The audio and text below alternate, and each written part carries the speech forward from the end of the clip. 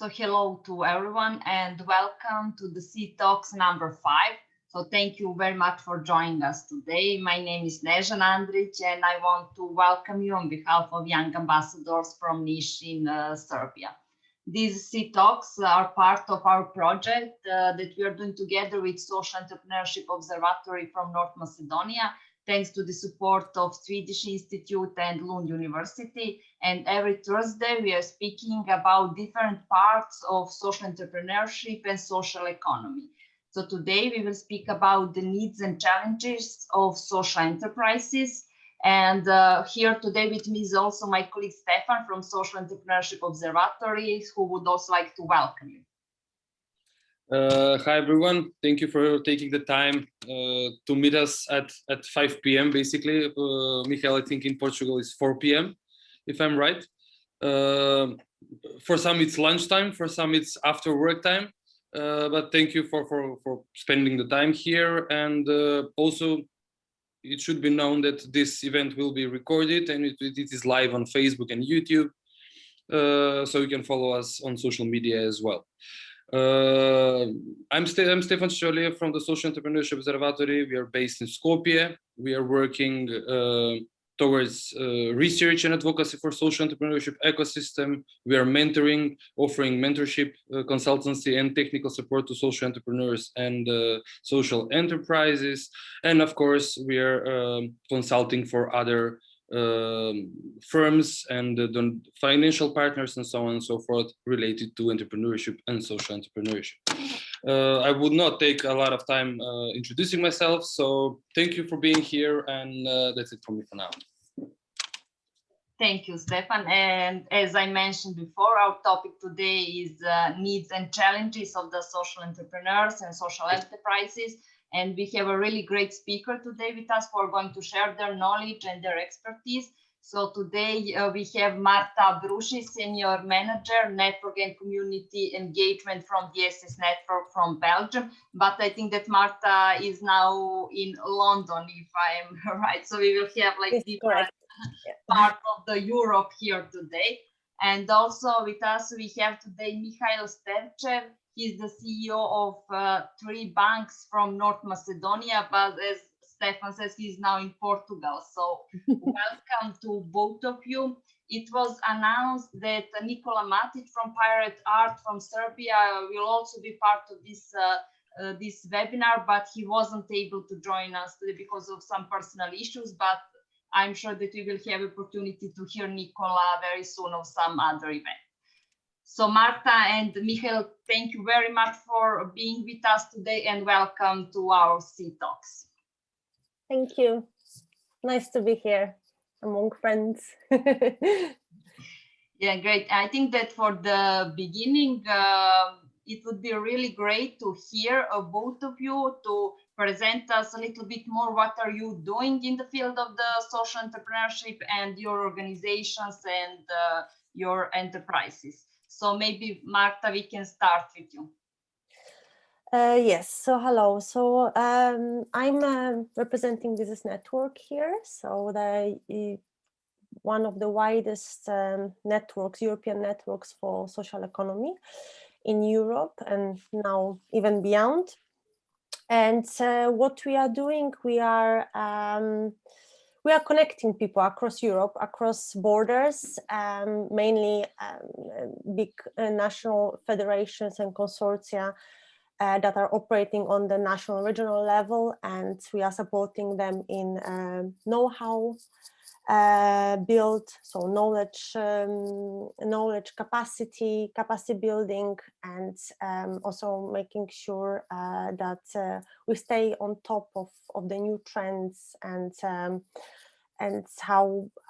see how the different ecosystems in Europe develop around, just to advance and to be on top of different trends also in the economic area in general. And I'm responsible for the network, so for sort of engagements between all our members, so to make sure that all of the network sort of talk to each other and meet on a regular basis and that we eventually create this great social economic community. Thank you. Great, thank you very much, Marta. So Mihail, we can now go to you and hear more about your business. Hi, so my name is Mihail. I'm the founder of Treebanks. So basically with Treebanks, we try to gather funds for reforestation. So we're currently working in Macedonia. So far we have planted around 6,500 trees, 6,500 trees. We use affiliate marketing to get the fundings. So we have partnerships with traveling platforms. So we have partnership with Booking, Kiwi, and Agoda so far. So that is our one vertical in order to have a stable income. We also have our own merchandise that we sell from time to time whenever we need to be afloat with our business. And we also had one small upcycling project. So we created Christmas trees decorations from outdoors. So basically that is it. The company, the social enterprise has been active for 2 years. And that's pretty much it. Thank you. Yeah, really nice initiative. Well done. Yeah. Okay, thank you. And then I think that we can now start with the discussion. But before it, I just want to invite everyone that are following us here on Zoom or on our Facebook pages. You can ask questions for all the speakers. So write in comments in chat here, in comments on social media, and then after the discussion, the speakers are going to answer the questions. So please feel free to ask everything that you think it's important for you. Great, yes, and follow us on social media as well, and share this link of Zoom video, YouTube, and on Facebook. Okay, guys, now let's talk social entrepreneurship, right? So the first round is from me, and I will start with Marta. And can you tell us from your experience in the network, what are the biggest challenges that social entrepreneurs face?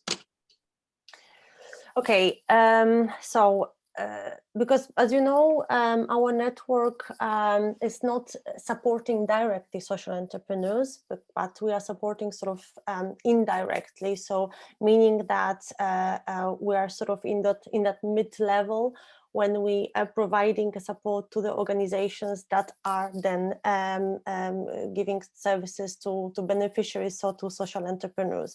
And throughout entire sort of my last 10 years of work, so my entire career, I was managing different programs that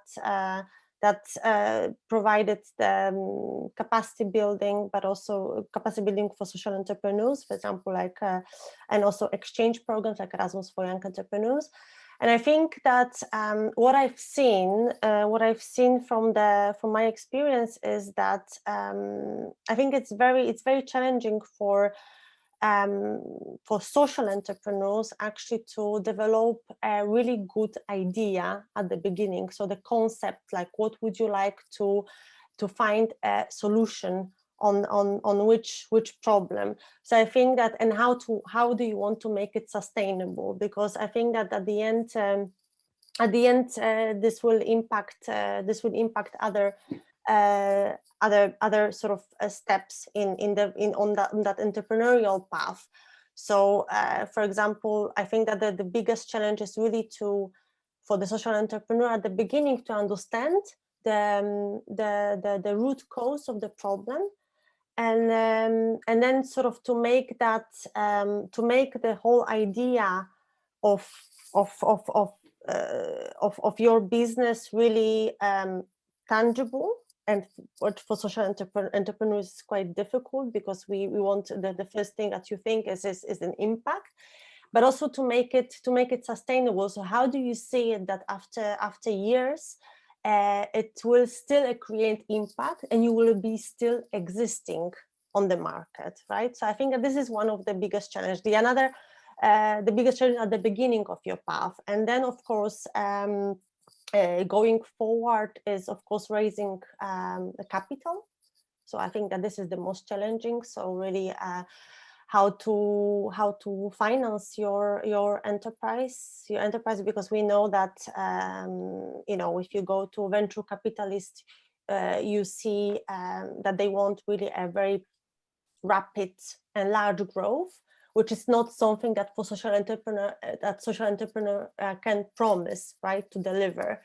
So to really to raise the investment capital is quite a path, a turbulent path for social entrepreneur, because that means that you will have to find a different sources of that capital. So going to doing crowdfunding, but also looking at the different grounds, and it means that you will have to have a sort of a large number of small investors, and you will have to sort of also report to them, and that also goes with that you will have to agree on different things, and that can restrain your flexibility as an entrepreneur. So I think that, yeah. And then third thing that I think that is very, very challenging for entrepreneurs is to scale up. So how will you grow? How you will make sure that after that the beginning phase, you will still keep, after 2 years, after 3 years, after 4 years, you will still be able to deliver the impact, and you will be still afloat as an entrepreneur. I think those are the biggest challenges. And of course, then further, if you, after scaling up, there are all different steps, like growing. So making that transition from being a very small entrepreneur to grow up your organization. And it comes about not only about the structure, but also about the team, about the mission, and about going into different partnerships. So those are other challenges that come a little bit further on the pathway to as a social entrepreneur. Yeah. Thank you, Marta. I think that you've basically explained the whole process of initiation phase until growing, right? So the conclusion here is that you have challenges in every area along the way, but it's not that let's say difficult, or not that scary. It is difficult, but not that scary. So going from understanding the root of the problem to funding, to basically making compromise about your ideas, and partnerships and networking, scale up, impact, and of course then the next logical step would be growing. But let's hear from Mihail now. What are the challenges that he has faced with Treebanks? Well, basically reflecting on what Marta said, but also from your own experience. What are the biggest challenges that you have faced in relation to the Treebanks work? Well, there are some, I don't know how to say, different challenges on different aspects of what we do. So let's say from the main challenge that we faced last year was the COVID pandemic, because our business was the biggest vertical that we were having income was from affiliate from travels. So there was a point that we reached 0 conversions on that vertical. And the thing is that our expenses are very low, because we don't do anything besides our website. So we don't have many operational expenses, and we can manage without income. So that was not big problematic, but we needed to show improvements, because we needed to show that we raise the numbers, that we are going to plant more trees. And the whole timeline for 2020 was crushed in 1 week. So we had like very big start. We wanted to start to I don't know, raise our newsletter subscriptions to 10K. And then we promote the partnerships, and we wanted to grow, have a growth for 10 times in a year. But all of this was destroyed by the pandemic. So besides that, as I mentioned, that we have multiple verticals. We sell some actually, this will be in the later in the question. So that was a big challenge. The other challenges was to make it's a bit offline challenge to make the stakeholders in our country trust us that we are not their enemy, because here when you scratch the surface on, I don't know, any field, our business does reforestations, they're scared. Instead of to become friends with us, they see us as an enemy. So that was one of the challenges that we had. And one of the other most common challenge that I think every social entrepreneur has is to raise awareness about the problem that is solving. So most of the people that are doing this, are doing social entrepreneurship, think that their problem is the most important thing. And everyone per se should believe them and should have the same views as them. So we didn't face this challenge, but I think it's a big challenge to know up front, because those are the people that in the future will become your partners. Let's see, what are the other challenges that we face are, let's say, more platform or oriented, because we don't have the good infrastructure for doing online business in Macedonia. So we had a lot of limitations of our ideas that we want to do in order to gather fundings. So I will speak later what are those and that kind of things, because, for example, if we want, as you mentioned, that we can go crowdfunding or do anything, in Macedonia, we cannot do it because Kickstarter and GoFundMe are not available. So that is a very big challenge. Also, international payment systems are not available. So we cannot get money from everywhere in the world, although we can spread ourselves, but we cannot make direct transactions. So this is a very big challenge not for only social entrepreneurs, but for all startup entrepreneurs per se. Coming from I think most of the Balkan countries which are not non-EU. So I think also this can be, I don't know, multiplied or frameworked in other countries. So around that they have the same issues. I don't know, let's see what other challenges. And at the beginning, it was the trust. So when we were initially starting, people didn't trust us, but we were aware that for this, it takes time and persistence. So now we are at the stage that we're the first, that was our goal in the first years, when people think about tree planting, to think about us. And that was a big challenge because we wanted to sound like we can do miracles, but there was some previous history locally in the let's say in Macedonia, that made the tree planting negative, because let's say there is a history that some governments did failed projects, and at the beginning, all of the people were comparing us to them. So we needed to pivot our let's say our goals to make them more small, so we can say that we're not going to, I don't know, plant 1 million trees in 1 year, that we can, I don't know, do that in 10 years or 15 years. So that was the pivot of our identity that we did. So I think that was pretty much one of the challenges, but the biggest challenge, I think, it's that we come from a country that doesn't have good infrastructure for online businesses. And that will, I think, remain like this for the next 5 or 10 years. So. Yeah, indeed. I wanted just to follow about this trust that Mihail said. I remember when sometimes ago I visited some of our members, for instance, in Scotland, when social entrepreneurship is amazingly developed and the whole infrastructure is just working how it should work. It's like the best practice, I think, in the entire world.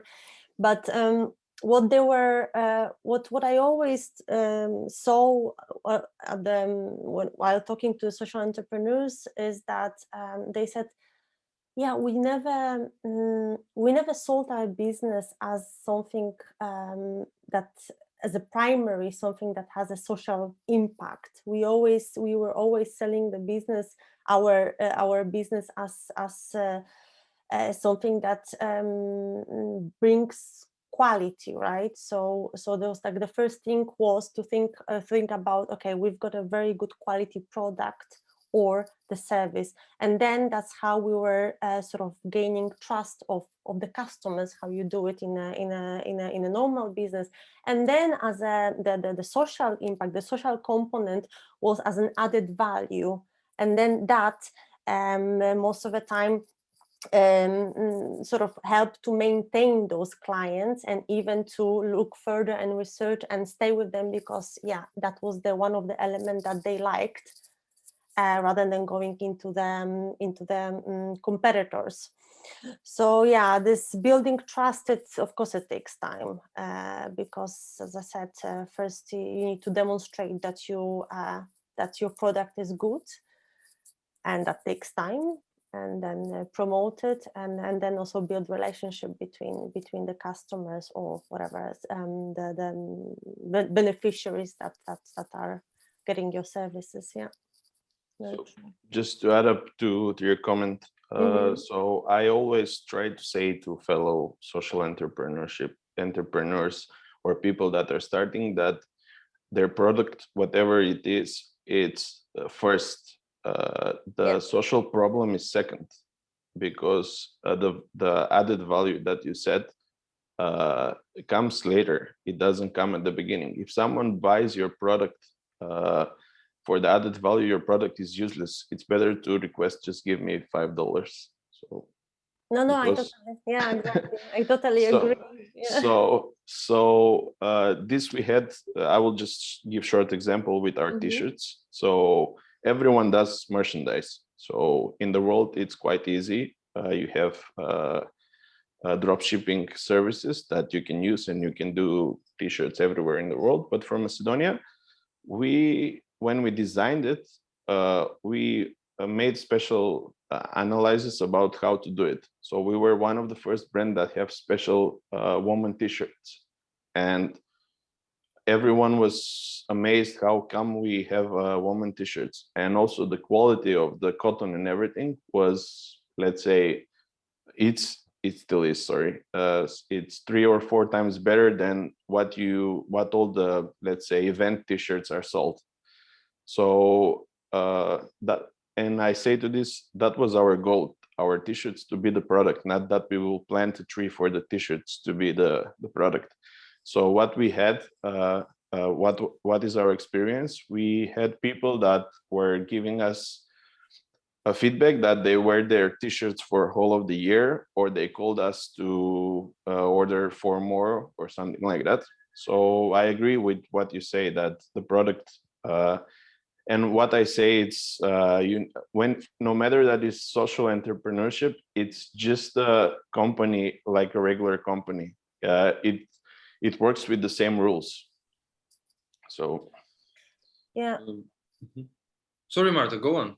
No, exactly. I'm just going back to really to that first stage of researching what you really want to do. I think it's really, really important that you research it well, that you really find the gap and find the real solutions. You interview your community, you look around, you look for those critical friends, and to share your idea and see whether this idea would really work. Like, test it on yourself, test it on your family, test it on friends, because this is really important, that sort of it grows and it matures in you, so that you make sure that it will work.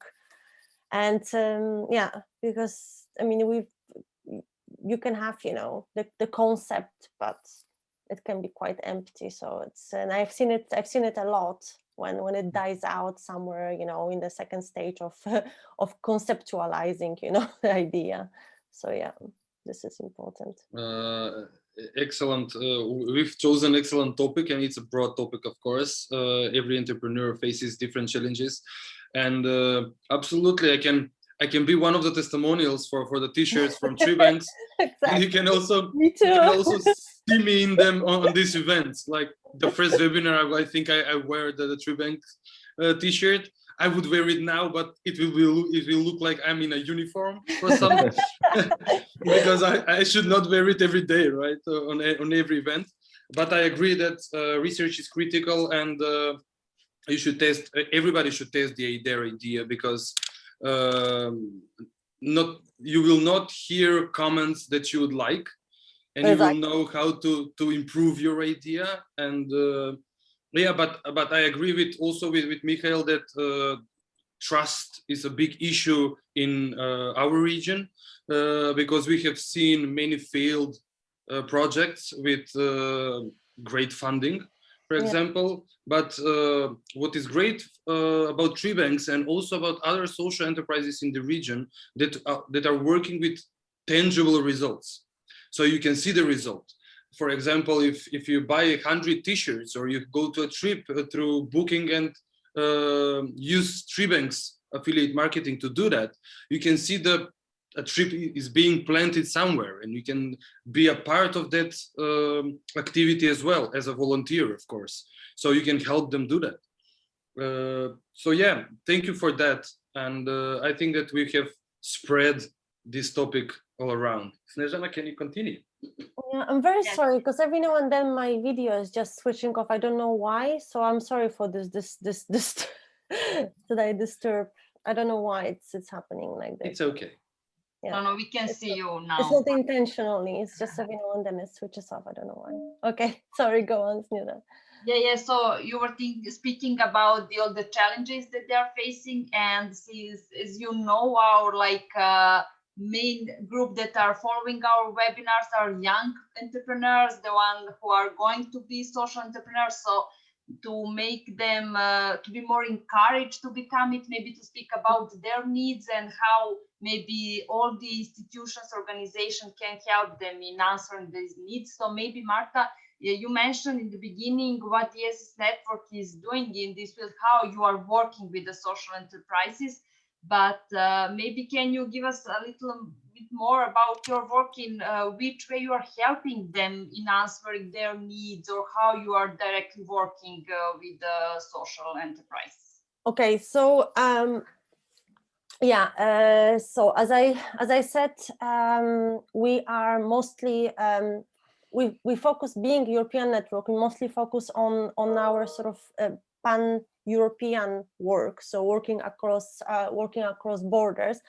And what we are trying mainly to achieve is to really connect social economy actors and social entrepreneurs across borders, so that they can really learn from each other, so get the ideas from other countries, to see how it can be done, to replicate, to innovate together. So we've got, I'm not going to go in the details of the projects, but we've got a couple of projects running together with not only with our members, but with our with organizations from different countries that are sort of in terms of, for example, in terms of youth, we are providing some trainings for the entrepreneurial competences. So really how to enhance the entrepreneurial competences among youth, and that is always a series of trainings that we provide in smaller groups. Of course, now everything is online, and that has to do with it depends which country we've got in the projects, but it's mostly European countries from sort of representative of different regions. And so, for example, we did the pitching sessions, so really to train young entrepreneurs how to pitch well. by inviting also some experts in giving them basically really a simple feedback how to sell your business well. And then other part of those projects is also networking. So really setting up networking events so that people really can talk to each other based on topics or experience, and see how they can really learn from each other ideas, or maybe also grow ideas. So one of the projects, for example, now has come up with the sort of kit where you can find sort of a guidance how to how to conceptualize your idea, and how this idea can grow to be a potential to set up a potential social business with social impact. Then on the other hand, we've got also projects that are focusing more on supporting youth workers in different countries in the creative and in creative industry. And so really here we are more looking at youth workers in different countries and providing them capacity building, so how they can really help other young people to grow and to sort of develop maybe sometimes their hobbies into business, and how to help also vulnerable people, because we know that through arts and creative industry there's a lot of help to marginalized people and sort of vulnerable groups of the society. So we are working with different creative hubs also in Europe. Then another part of work that we are doing is more on the raising awareness level. So also we help to raise the awareness of social entrepreneurship in different parts of Europe, but also to work together with support organizations in different parts of Europe to make sure that that sort of environment is more and more friendly for social entrepreneurs, because we know that there's a lot of constraints, and it starting from the legal frameworks, because there's a lot of in many countries there's a lot of problems to find like what is actually the setup of my organization, what legally speaking. So we are also working on that level to help public officials, but also support organizations to make that environment more friendly, and to enable those social entrepreneurs to find the gap and to grow. So yeah, so this is as I said, our work is like a cascade. So we help others so that others can help social entrepreneurs. So yeah, but it's still I think that it's still something that it's worth looking at, and it's something that we are quite proud of. Yeah, and you definitely should be proud of all the work that you are doing in the whole Europe. And yeah, it is really important, all these different directions that you mentioned, which you are working to support, if not social entrepreneurs itself, but the organizations which are working with them. And it is really important also to mention to all of us who are following today from Serbia or from North Macedonia that of course they can, in Serbia, they can approach us in Young Ambassadors if they want to participate in all these capacity buildings and trainings and events that the Diesis network is organizing. You also have members in North Macedonia. So it is really important, all the work that you are doing with the Western Balkan countries in different projects. So. And also, actually, in our recent project of Erasmus Plus, which we started also with Young Ambassadors, and now we are at the stage of the research, but there will be a lot of trainings that we will provide directly to the young people in different parts of Western Balkans, because this project is very much focused on Western Balkans, so basically in North Macedonia and Montenegro. But yeah, through those capacity building programs, I think that this is the really amazing opportunity for young people to connect with each other and really to be in one place, to exchange those ideas and to help each other as well, because I mean we can't know everything, you know, so you know, looking for some advice and looking for different expertise and even to find the potential partners, this is the way how you do it. That's why I'm always stressing that really connecting with other people, whether it's online, whether, you know, different events, this is the source of the inspiration, always the source of all different partnerships that are there, and you don't even expect. And I experienced so many times doing those events that this is the power of human being, actually, to meet and talk, exchange, learn, and again learn, again meet and talk.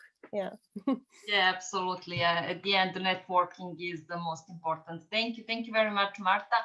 And Mihail, as a social entrepreneur, so when you are speaking about your biggest needs and in relation to the work that your business is doing and working, what would you say? What are your needs at the moment? Our needs is very one word that means very many things. It's infrastructure. So infrastructure, it's one of the most important thing that no one is saying when they speak about social entrepreneurship and entrepreneurship for countries which don't have ready legislation or they're filled with old bureaucracy. So infrastructure, if anyone wants to help the people like I am, or the many others that are trying even with regular businesses which are not standard businesses, like or which are working online, or they're doing something creative, we need infrastructure. Or for example, I don't know, you have heard about NFTs at the moment. So they're very you can sell virtual, I don't know, image on blockchain, and people can, I don't know, pay money for it, and they will have the unique online token about your image, art, or whatever.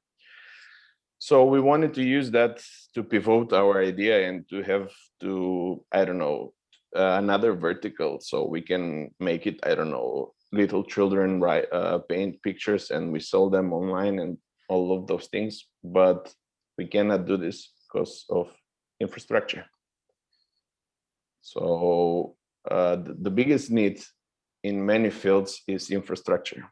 So we just pivoted a bit our business. It's not yet announced. It will be announced probably in 1 month or 3 weeks. So we, in order to get, I don't know, international donation in Macedonia, we go through some bureaucracy, which I'm not willing to explain.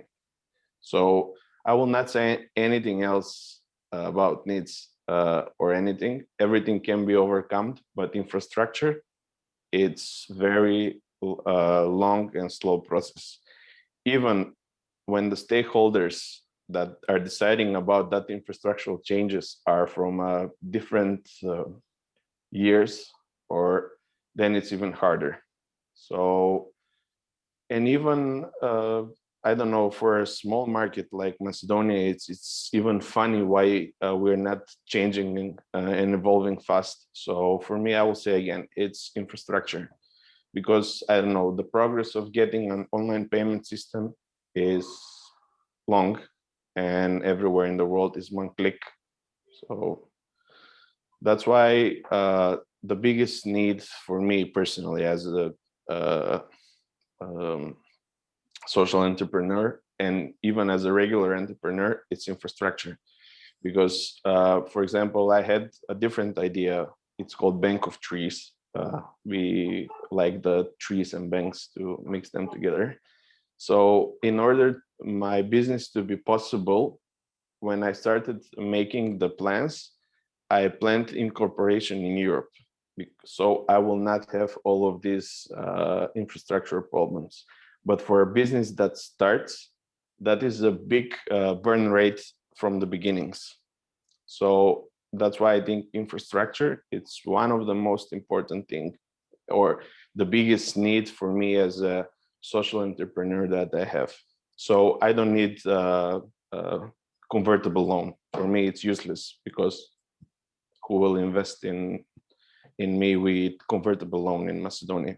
I need just simple infrastructure that everywhere, let's say everywhere, it's one click to get it. So that's the biggest need that I can personally say.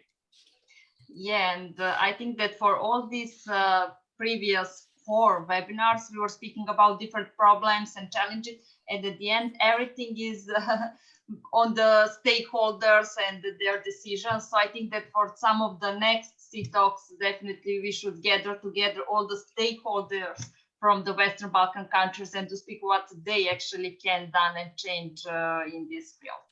So thank you, Mihail, very much. Thank you very much for this, because it's also very interesting for me to hear from you that you are really, when you are facing those very practical, challenges, because obviously I'm seeing all a little bit from the bird eye view what's happening in all different on different sites or different regions, but this is very also a good lesson learned for me listening to you. So if I add some things like regarding challenges, so our biggest challenge at the beginning was getting permit for planting. So we read all the laws, like you mentioned, the law and bureaucracy, and we decided that we will make a framework how to apply. So now at this stage, we have that issue, but with our framework, we sort of made our position to ourselves that when people need permit, they ask us first instead of going to the administration. So at the beginning, some of the stakeholders didn't know what kind of document to give us. So now when we have the framework, we say, okay, this gave this document to us, so can you make the same? And it's getting better and better. So in my ideal world, it would be, okay, this guy wants to plant trees, let's make everything easy for him instead of let's make everything hard for him.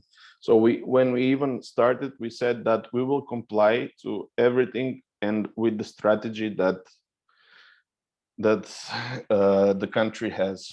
So, but again, we got a big friction. So that's why I would say infrastructure is one of the most important things. Thank you, Mihail. To add to this, yeah, it is because we are also a supporting organization for social enterprises. We have also our own economic activities. We have courses for social entrepreneurship at the observatory, and here comes the infrastructure part that Mihail said. For us to implement an electronic system that for payment took us about 3 or 4 months, basically, but being always on the phone with the banks. So it is not something that a new entrepreneur or a social entrepreneur, basically a person who opens business should do when things are just starting up. You do not have 4 months to be on the phone with the banks. You don't have 4 months to negotiate with them on their percentages, their quotas and whatever. So this is one part. On the other hand, many social entrepreneurs, when they talk to us, they say that the traditional mindset of the institutions in the region And I'm not saying only in Macedonia, but I'm saying also in Kosovo was like that, in Serbia as well, Croatia, even though if it's in EU, the bureaucracy is overwhelming, and the traditional mindset of the institutions is also an issue. So, and the culture, of course. We are coming back to the rapport with your clients and beneficiaries, right? So at this end, I agree with Mihail that infrastructure is crucial for the development of the sector, but also to help social entrepreneurs. So thank you for that. Because we were talking, so Diesis is a network, right? So Marta, can you tell us about the good examples of cooperation between social entrepreneurs from different European countries? Maybe from the network's projects or something like that, who helped them to overcome some challenges? I mean, I have a couple of examples, but I think that what I wanted, for example, to tell you is about the project that we're participating in together with Oxfam Italy in the MENA region, so in the Mediterranean and North African region. I think that this is going a little bit beyond Europe, but it's worth to mention it because I think what we've done there, we looked at. So the North African countries are relatively new to social entrepreneurship, and also in all different on those different countries, the legal frameworks don't work, or they are not yet there, or they are in the making, etc., etc. And we are there in touch with support organizations in different countries, organizations that support social entrepreneurs. And I think what went well in that project is that we looked how the whole experience, like the European experience, the whole sort of tradition, the quite long tradition of social entrepreneurship in Western Europe, how we can capitalize and how we can bring that experience, into those North African countries and vice versa. And that was a nice, and we had there a lot of peer-to-peer learning and peer exchange and peer review. And what we've done there, we matched basically peers from African countries, North African countries with European countries.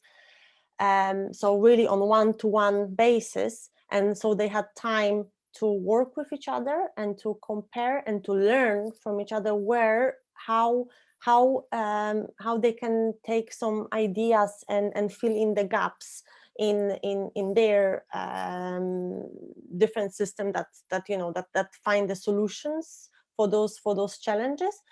But also what was interesting that we also connected them between each other. So really not doing north-south, but also south-south. So in between countries in North Africa.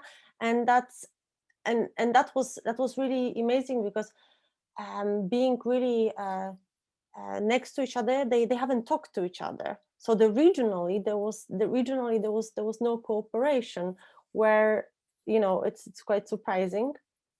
But I think that helped them also a lot, because they were able more to understand each other and those challenges that they have, because their sort of ecosystem goes parallel.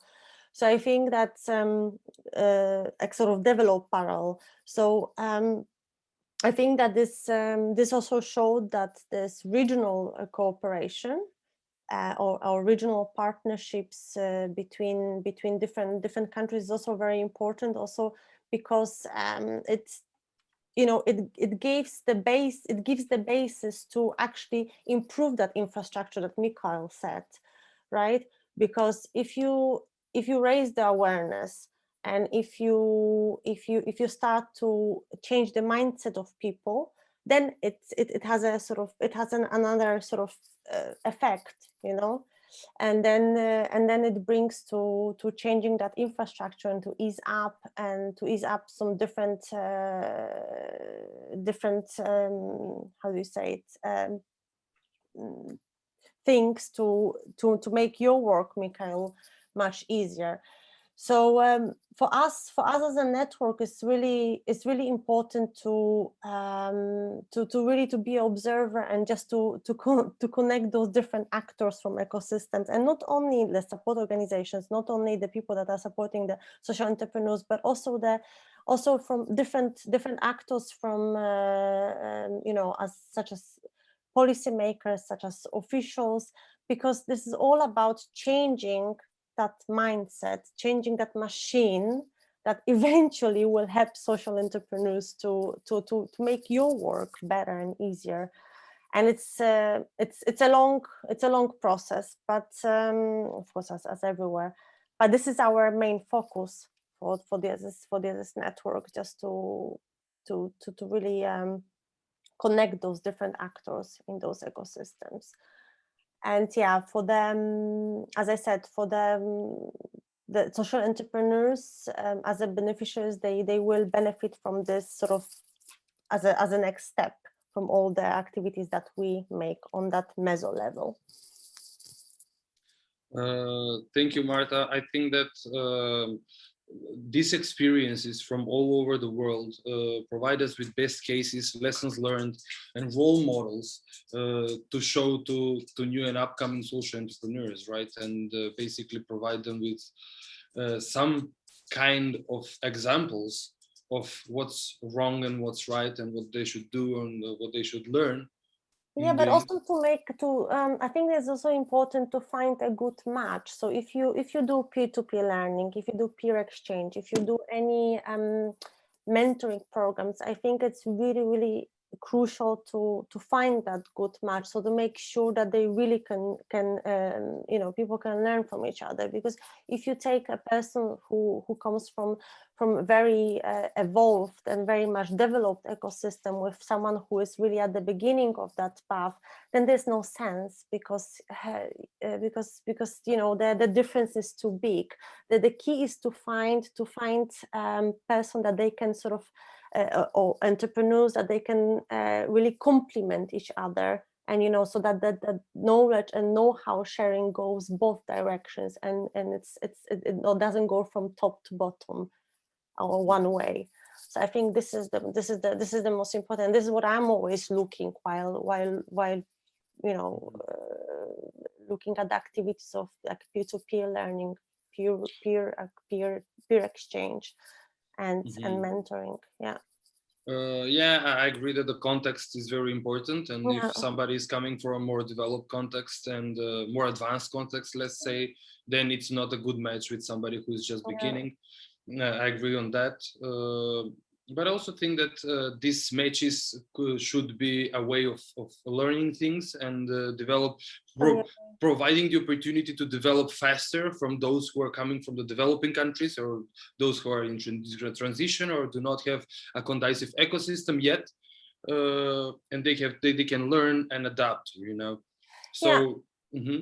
Very true, but sometimes it's also very important that you go through the entire process, of development, all of the stages, instead of skipping one or two stages, because this is how you learn. This is that learning cycle that really provides you that experience, and you build resilience and strength. So those are sort of both sides of the coins, Yeah. It's difficult. Yeah. It's the key is to find the balance in between, I think. Yeah. I agree. Balance is the most difficult thing to find in whatever you do, right? Whatever you do, yeah. So let's jump to Mihail and to hear from a social entrepreneur. Exactly. Mihail, what would be your solution, basically, to maybe the problem of infrastructure or the challenges that you face? Have you found a solution of some kind for some of these challenges that you faced? For there is always a solution. But it depends if the solution pays off. So sometimes you can have you can gain more value without implementing the solution. Because if you, I don't know, in your case, you lose 3 months exchanging emails to set up an online payment, you can be more valuable digging holes for my trees, you know. So at the end, so this is just a small relativization from my side, but there is always. But it's a proper example, right? But it's a proper example.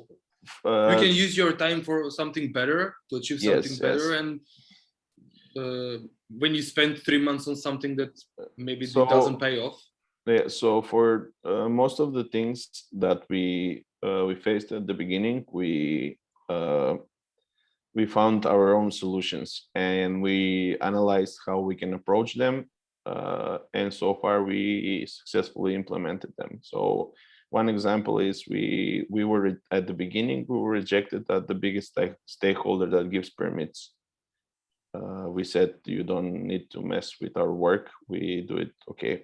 And we said, okay, let's pivot. And then we started from the outside. So instead of going national, we went local and we used some personal connections. And we ended up having the biggest planting on national ground. So, but as I said, it depends that not, I'm true believer that you can find a solution for everything. When you face even, for example, I don't mind bureaucracy, but when the bureaucracy, it's straight. You tell me what I need to do from the beginning, I will do everything. But if in the middle, you changed what I need to do, then it's a problem. Although I don't mind bureaucracy, if you tell me at start that I will lose 3 months to set up my payment gateway, I will plan it and I will make the whole timeline based on that. But after 3 months, if I'm still not ready, then it's a problem. So that regarding the infrastructure, I think that's let's say identity that the country needs to set. So it needs to come from the top. I always discuss this with fellow entrepreneurs or maybe even people that live in Macedonia. I think it needs to come from the top. And my logic about this is because we are late adopters as a country in general, not like I don't know. I think the percentage of late adopters is very big because we first wait to see what will happen to our, I don't know, our neighbor that lives next door, then we try it. So we're example driven. So I don't know, you can see if someone ordered his kitchen, other people are ordering the same because he ordered it. So that is the, I don't know, acting as a pack. So that's why I think the infrastructural changes needs to come from the top. So the top is the highest position in the country and going down, because the other way, it's almost impossible to go, because whoever is on the top, the others will follow. And that is my view. And if we want these things to be improved infrastructurally, I think someone from the top needs to want that to be done. Otherwise, the process will be very long. And it will be usually how things are handled here. It's, we cannot do anything now, we must do it, and we do it. So that's maybe after 10 years, we must do it now and we do it. There is no other thing. But for faster, let's say, for a bigger jump in improvements, we need the changes needs to come from the top. No matter if it's a policy or on identity level. And I said this example to many people that can say to the biggest stakeholders. The biggest example, let's say in ecology, is someone from the top to go out and publicly say, we will not use small plastic spoons in the coffee bars. And if that works, everything can be changed. But we need to, we can test my hypothesis with just that. Because by law, at the moment, they're forbidden, but you can see them everywhere, they're used. So that are my 2 cents how we can improve the infrastructure. It's a wild idea, but maybe it will work. I don't know. The wildest ideas are those who work and those who make the change, right? We can see that often from time to time, and also I shared links here in the Zoom chat because the case of Treebanks and how they are going around their challenges and their problems can be seen in the Voice of Entrepreneurs and Innovators, a publication that we've made last year, explaining their basically our 5 case studies from Macedonia and from Kosovo, from social entrepreneurs who are working on various issues, right? So the Treebanks case is there, but also we have another publication, which is COVID-19 effects on entrepreneurs and innovations, which was a follow-up publication based on these case studies and involving them. Maybe 9 months, Mihail, I think it was 9 months after. Yeah, in October or something. In October like or something last year, when we've done this to see the effects. This is a very interesting topic, and we can stay here and basically talk for hours on this, because it's an interesting way, not only for social entrepreneurs or entrepreneurs, but also for everybody who wants to start an initiative or start a business or basically go around a problem. So I think that it will be worth it. Thanks for that. Snezhana? Yeah, and as you, Stefan, mentioned, yeah, we want to send a message to all the young people who are maybe thinking now how to start a business, or maybe not sure what is the social business and how to start it. So we are really trying to have a different perspective from this topic, and not trying to scare them, but really to encourage them to start some initiative and to be brave enough to start their business. So maybe, since we are at the end of our conversation today, but we want also to hear from you. So if we are speaking about young people, potential social entrepreneurs, or some new social entrepreneurs, and maybe your proposal and your solutions, how to make their way easier in starting their business, but also we want to hear from you your message for them. So please encourage them to dream big and to think about their social innovations and their social businesses. So Marta, maybe we can start again with you. So what do you think, how we can make easier the way of new and young social entrepreneurs, and what would be your message for them?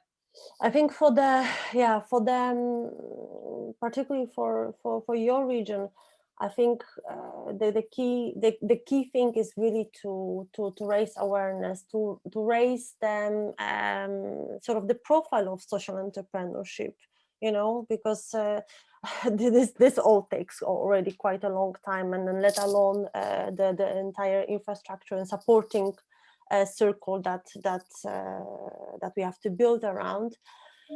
And changing mindset and make people and sort of encourage the capacity to lead, business with social impact, and also make sure that those young entrepreneurs, they've got sort of very, very basic skills as well in leading the enterprise, not really social enterprise, but enterprise. So looking at financial skills, looking at organizational skills, looking how to even how to collaborate, how to go into partnerships, how to sell, because those, I mean, if you don't have those basic skills, then yeah, this is the starting point of every business. And I think that this is one thing. The second thing is to seize the momentum, because I think now because of COVID, or due to COVID, or thanks to COVID, social entrepreneurship, social enterprises are in the spotlight, because we've seen that we can, that social entrepreneurs are innovative, they can transform communities, and we've got already solutions for those challenges in society, you know. So just, you know, now there's a moment right now because there is a crisis, and let's just build on it. I think that this is, so you really take opportunity from the crisis, because here you can try and you can fail because there isn't a general crisis, you know. So I think you really to find that strength and to dare to try and to fail, and again to try and to fail.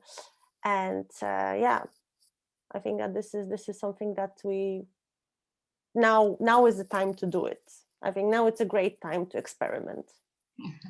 Great, thank you, Marta. Yeah, it is really good to hear that someone else, despite of Zoom and all this online platform, can benefit from COVID crisis. So yeah, it's great to hear it. So Mihail, what would be your message for the new and upcoming entrepreneurs, and how we can make their way in the business easier? So I already answered this in the paper that Stefan wrote. So one of my, let's say, postament about this is be curious about knowledge. So you never know which knowledge will be implemented where and how. So I will, that is a general rule. I can give examples, but we are running out of time. So be very curious about knowledge, about anything. Be curious about how things work from behind, because patterns are everywhere. You can find a pattern that you can implement somewhere. Regarding starting the business, I usually say to youngsters, because I usually once a year I held a class on the entrepreneurship in the Faculty of Electronical Engineering. I say that establish yourself as a person first. So get a job, see how things work, and then have a base that you can start on. Because when you have a base, you can easily accommodate the punches that are you receiving in any way, in financial literacy, in communication skills, in everything. So earlier when I said be curious about everything, I mean about everything. So learn good communication skills important, networking skills important. When you're curious about knowledge, networking comes natural, because you have a vast majority of topics that you can speak with anyone, like literally anyone. So that's why knowledge, broad knowledge is important, and become expert in one thing, because that one thing will bring you money for you, and then you will not depend on anything to run your social business. And the most important part for social entrepreneurs, and I see that many people are making mistake, social enterprise and regular enterprise are the same. So they're based on the same principles. If you're a social enterprise, you need to pay the bills at the end of the month, just like a regular business. As we said, added value is something, but running and sustainability, it's just a regular business. And read what the ecosystem of the world created already. So you have lean startup, lean thinking, design thinking. Get familiar yourself with all those things, because they help about how you think and how you develop your ideas. For example, my girl, the idea for the girl t-shirt came with a talk that I had in Istanbul when I was on a wedding on a friend. So I showed the idea on two ladies that we will start this, and they said, no, I don't want my t-shirt to be close to the neck. I want to be open, because I don't want anyone to say to me that can direct how I get dressed. And I was like, okay, why? And they explained to me, and that was one of the most successful product that we launched And how I ended up on the wedding, I was on Startup Madeira retreat, and that was a friend that I met on Startup Madeira and invited me to the wedding. I was the only one person from all of the alumni that went to the wedding. So that means curiosity. When I say it's with examples, it's a bit hard to explain, but be curious. When it will happen to you, it's magical. Yeah, I totally agree. And then look to the old ideas, try to twist them, try to improve the status quo, be disruptive, and again, that's what Mihail was saying.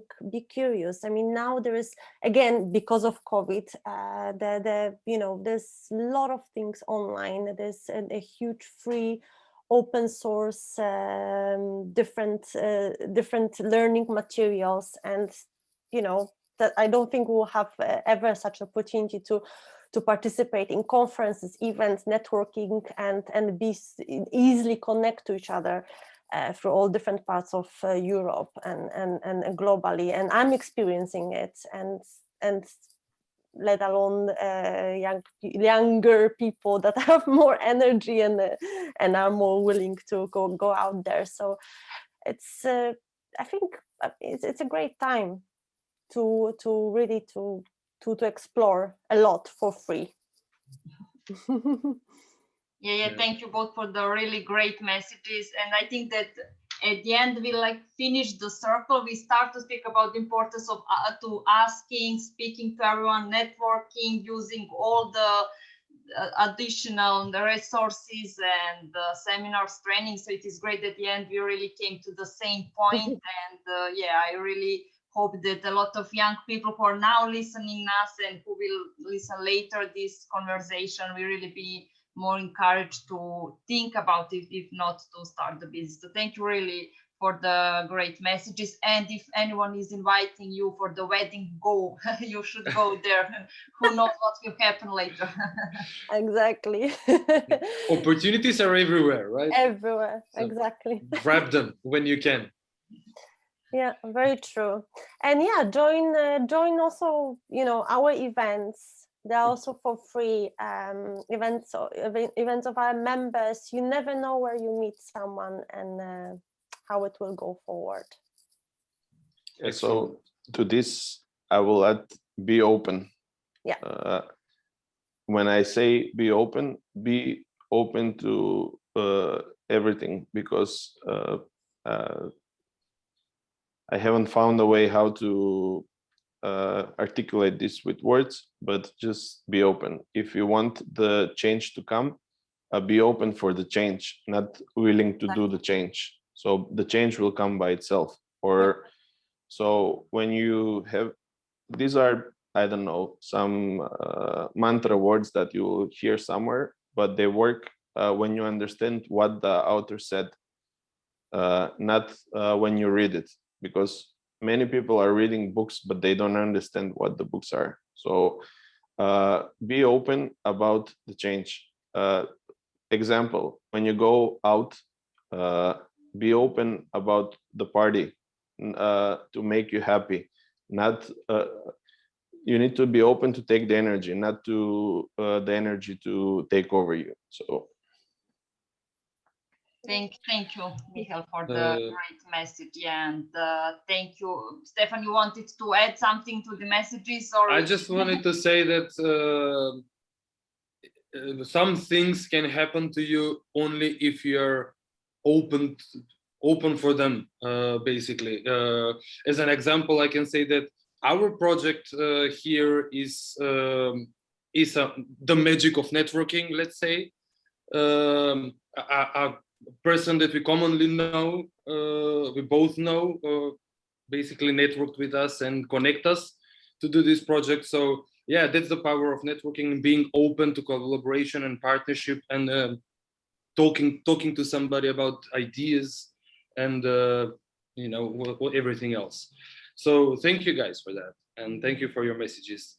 I would like to wish you to have a great rest of the day, and to be open for next events and next talks, and so on. Snežana, can you continue?